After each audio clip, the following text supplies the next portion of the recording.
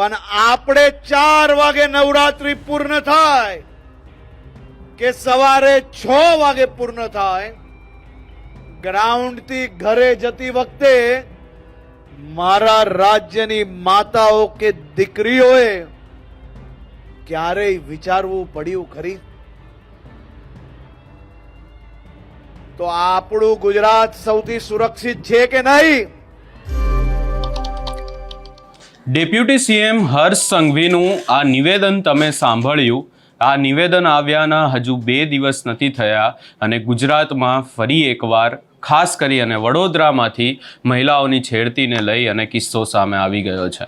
આના પહેલાં પણ અનેકવાર આવા નિવેદનો સામે આવ્યા છે અને હજી પણ ક્યાંક ને ક્યાંક ભાજપના નેતાઓ તો એવા નિવેદનો જ આપતા હોય છે કે ગુજરાતમાં મહિલાઓ સુરક્ષિત છે, લોકો સુરક્ષિત છે.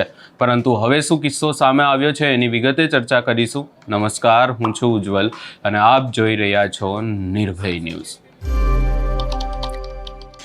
આમ તો અવારનવાર ગુજરાતમાં લોકોની સુરક્ષાને લઈ અને ખાસ કરી અને મહિલાઓની સુરક્ષાને લઈ અને આપણે નિવેદનો સાંભળીએ છીએ કે કોઈ પણ ચમરબંધીને છોડવામાં નહીં આવે, ગુજરાત સૌથી સુરક્ષિત રાજ્ય છે. પરંતુ આજે ચર્ચા કરવી છે વડોદરામાંથી થોડા દિવસ પહેલા દ્રશ્યો સામે આવ્યા હતા કે જ્યાં એક અલગ વિસ્તાર હતો, પરંતુ એ વિસ્તારમાં સમસ્યા એ જ હતી કે મહિલાઓની છેડતી થઈ રહી છે અને આખી બાબતને લઈને ત્યારબાદ પોલીસે આરોપીઓને ધરપકડ પણ કરી અને એનો વરઘોડો પણ નીકાળ્યો. પરંતુ હવે ફરી એકવાર વડોદરામાંથી જ સમસ્યા સામે આવી છે અને હવે આ સમસ્યા સામે આવી છે દિનેશ મિલ પાસે કે જ્યાં મહિલાઓ દ્વારા છેડતીના આરોપ લગાવવામાં આવ્યા અને ત્યારબાદ આ આરોપ બાદ છેડતી બાદ જે આ યુવક છે એને ક્યાંક ને ક્યાંક એ યુવક રંગે હાથ ઝડપાયો હતો અને એ યુવક દ્વારા ભાગવાનો ત્યાંથી પ્રયત્ન પણ કરવામાં આવ્યો, પરંતુ સ્થાનિક લોકોએ એને ઝડપી અને ત્યારબાદ માર પણ માર્યો હતો. સૌપ્રથમ આપણે દ્રશ્યો ઉપર પણ નજર કરીએ. ये भाई कल हम लोग बैठे ले, हम लोग को ऐसा लगा कि ये काम करने वाला है, तो 2-4 दिन से हम लोग इसके नाटक देख रहे हैं और ये 15 दिन से ऐसा कर रहा है और 2-4 दिन से इसका ज्यादा ही कुछ हो गया. हमारे बाजू में आके बैठ गया, घर में जागता तो जागता है, बाजू में पलंग पे बैठे ले और सब लेडीज बैठे उसके बाजू में आके बैठ गया ये, और आज तो हमारे घर में घुस रहा था ये. तो 15 दिन से आ रहा है, तो हमको ऐसा लगा कि काम वाला है, तो घर में झांकने की क्या जरूरत? तू तेरा काम कर, विमल झटपट ले, चाय पी, तू चले जा तेरे घर.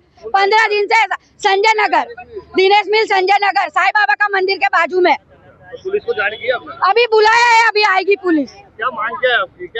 क्या ऐसे लोगों को काम पे नहीं रखने का और ऐसे लोगों को सजा दो. और अभी तो डर का माहौल है, कभी बच्चों को उठा के ले जाओ, हमारे बच्चे बाहर ही फिरते हैं. कर्मचारी ऐसा बोल रहा है, एलएनटी का कर्मचारी ऐसा बोल रहा है. हाँ, तो आके पुलिस वालों को बोला आके सब देखो तुम कि क्या करता है, क्या काम करता है ये. ऐसा बोलता बुलेट ट्रेन में काम करता हूँ बोले, मैं ब्रिज बनाने वाला हूँ बोले, मैं छेड़ती करता है, बाजू में आके बैठ गया. भाई झूठ थोड़ी बोलेंगे हम. 3-4 शाम की बात है, तो हमको ऐसा भगाया इसको हमने. ये नशे की हालत में, फुल नशे की हालत में, ऐसा नशे की हालत में काम करते, बुलेट ट्रेन का ऐसे नशे की हालत में काम करते.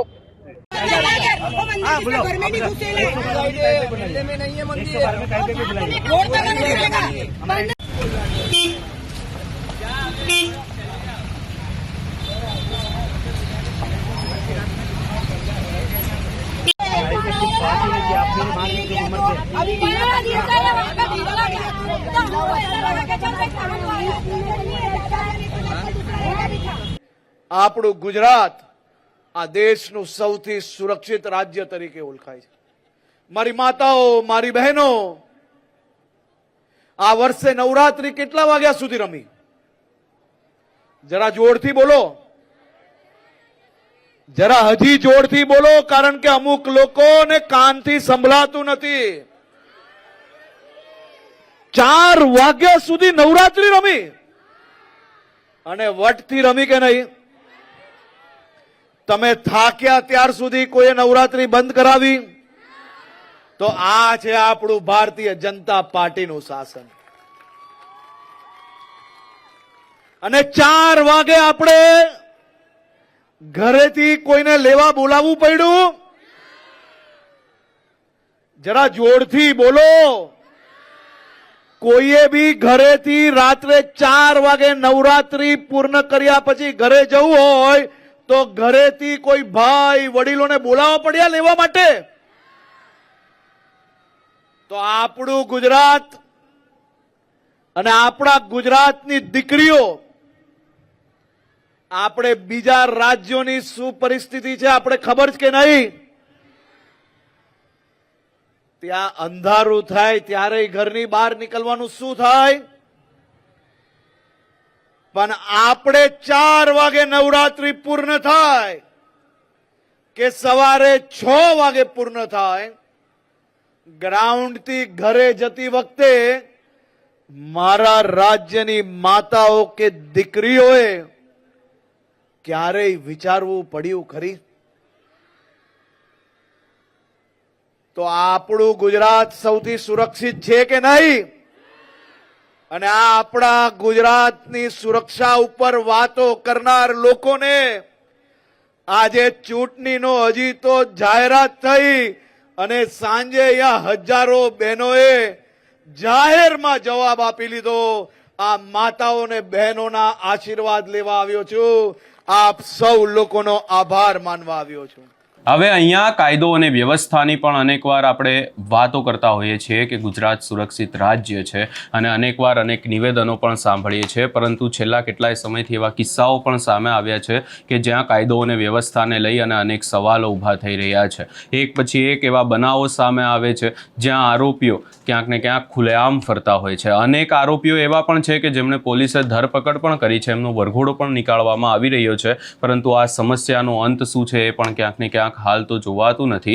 આ સમગ્ર બાબતે હવે આજે આખો કિસ્સો સામે આવ્યો ને ત્યારબાદ હવે એ પણ જોવાનું રહેશે કે પોલીસ કેટલી એક્ટિવ થાય છે ને આખી બાબતને લઈ અને પોલીસ કેટલા લોકોની ધરપકડ કરે છે. આ સમગ્ર બાબતે તમારો શું અભિપ્રાય છે એ અમને કમેન્ટ કરી જરૂર જણાવશો અને અમારી ચેનલ નિર્ભય ન્યૂઝને લાઇક, શેર, સબસ્ક્રાઇબ કરવાનું ભૂલશો નહીં.